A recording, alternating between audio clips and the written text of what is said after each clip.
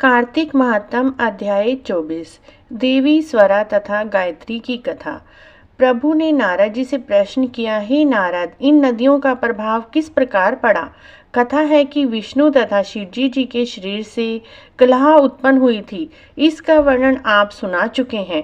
हे धर्मदत्त, इन नदियों का भारतीय संस्कृति पर क्या प्रभाव पड़ा तथा प्रत्येक हिंदू नदियों को पवित्र क्यों मानते हैं, इसका वर्णन मुझे बताएं।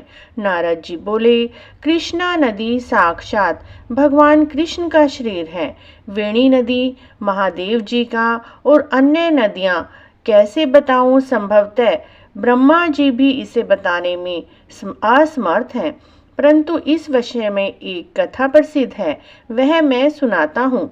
एक बार मनवंतर शुभ नक्षत्र में ब्रह्मा जी ने अति सुंदर स्वह आदि शिखर पर यज्ञ का आयोजन किया। यज्ञ का पूर्ण प्रबंध करके ब्रह्मा जी, विष्णु जी, महेश जी तथा तमाम देवी देवता सहित शिखर पर यज्ञ हेतु पहुंचे। कहते हैं ब्रह्मा जी की दो पत्नियां थी, बड़ी का नाम स्वर तथा छोटी का नाम गायत्री था। यज्ञ आरंभ करने से पूर्व भृगु मुनि ने दीक्षा के लिए स्वरा को बुलाया। उसे पहुंचने में देर लग गई। यज्ञ का मुहूर्त बीता जा रहा था, अतः उन्होंने गायत्री को कहा कि वह दीक्षा लेकर यज्ञ में शामिल हो जाएं। गायत्री का दक्षिण भाग में बैठकर विधि कर रहे प्रारंभ हुआ। उसी समय स्वरा भी आ पहुंची। गायत्री को दीक्षा लेता देखकर स्वरा आग बबूला हो गई।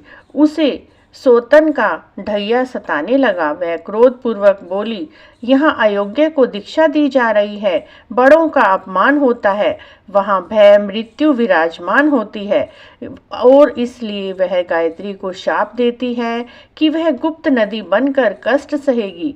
ब्रह्मा जी को क्रोध से देखते हुए बोलती है, तुमने दीक्षा के लिए मेरे स्थान पर गायत्री को आमंत्रित किया है, तुम भी जड़ नदी बन जाओ। गायत्री को भी क्रोध आ गया। वह बोली, स्वरा, जैसे ब्रह्मा जी तेरे पति हैं वैसे ही मेरे पति हैं, तूने मुझे व्यर्थ में शाप दिया है, तू भी नदी बन जा।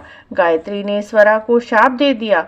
उसके बाद आप इतने विशाल यज्ञ आरंभ में गणेश जी के पूजन के बिना कर रहे हो, तो यह महान अनर्थ है। तुम सब अपने अंशों में जड़भूत नदियां बन जाओ।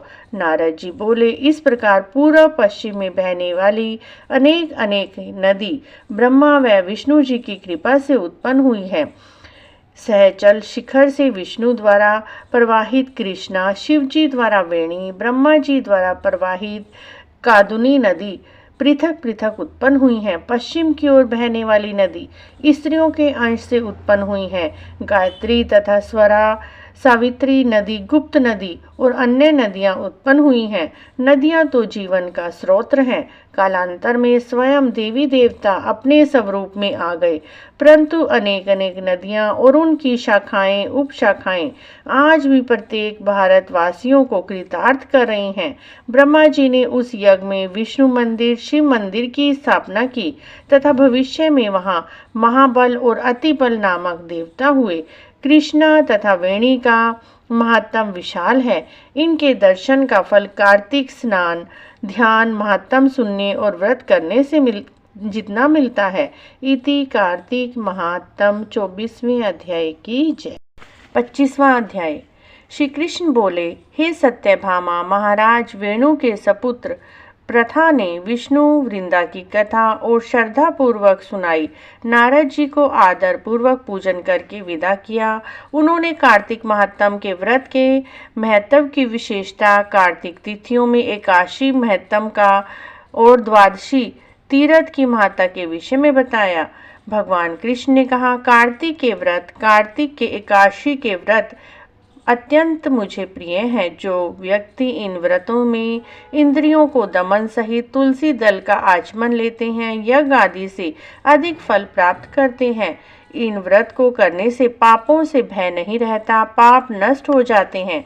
सत्यभामा जी बोली, मैं समझ गई हूँ, व्रतों से पाप नष्ट हो जाते हैं, पुण्य फल प्राप्त होता है, परंतु हे भगवान, मुझे बताएं पराया पुण्य किस प्रकार व्यक्ति को मिलता है। जिस प्रकार धर्मदत्त ने आधा पुण्य कलहा को दिया और कलहा भी तर गई, भगवान कृष्ण बोले, हे सत्यभामा, सतयुग, त्रेता, द्वापर युग की बातें हैं। उस युग में देश, नगर, गांव, कुल का पाप पुण्य भी लगता था।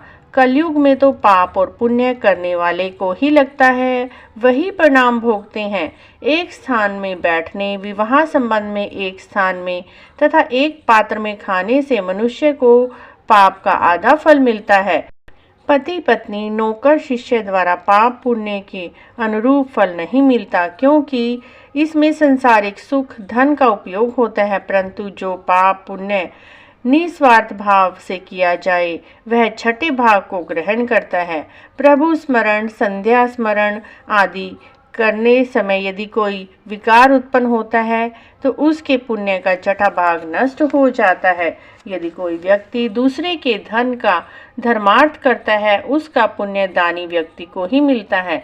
यदि कोई व्यक्ति बिना कर्ज चुकाए मर जाता है तो कर्ज चुकाने वाले को पुण्य मिलता है। यदि कोई व्यक्ति शिक्षा, अच्छा उपदेश, दान पुण्य करता है तो पुण्य का छठा अंश प्राप्त होता है।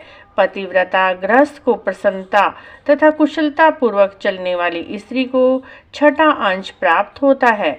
इसी प्रकार नौकर पुत्र को पुण्य का अंश प्राप्त नहीं होता। इस प्रकार उस युग में अनेकानेक बिना स्वयं के किए हुए पुण्यों का भी अंश प्राप्त होता था। परंतु कलयुग में पाप पुण्य का फल कर्ता ही भोगता है, अर्थात करने वाले को ही पाप लगता है और करने वाले को ही पुण्य लगता है। इसके पीछे एक प्राचीन इतिहास से संबंधित बुद्धि देने वाली कथा है, उसे सुनो। इति कार्तिक महात्म 25वां अध्याय की जय। मित्रों, कल हम आपके लिए 26वां अध्याय लेकर आएंगे, धनेश्वर ब्राह्मण की कथा। यदि आपको हमारे ये कार्तिक महात्म के अध्याय अच्छे लग रहे हैं तो प्लीज़ हमारे चैनल को जरूर सब्सक्राइब करें, लाइक करें, वीडियो को शेयर भी करें। कमेंट बॉक्स में जय कार्तिक के ठाकुर अवश्य लिखें।